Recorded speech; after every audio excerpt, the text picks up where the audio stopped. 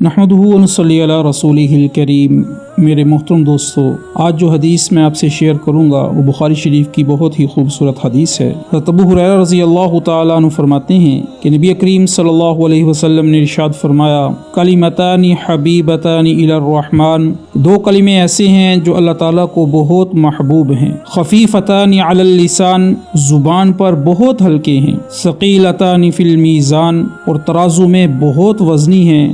اور وہ کلمے کیا ہیں؟ سبحان اللہ و بحمدہ، سبحان اللہ العظیم۔ اللہ ہمیں اس پر عمل کرنے کی توفیق عطا فرمائے۔ سعد اسلامک ٹی وی کے معزز سامعین، اگر آپ نے ابھی تک ہمارا چینل سبسکرائب نہیں کیا تو پلیز سبسکرائب کے آئیکن پر کلک کر دیں اور بیل کے آئیکن کو دبا دیں تاکہ ہماری تمام ویڈیوز آپ کو بر وقت ملتی رہیں۔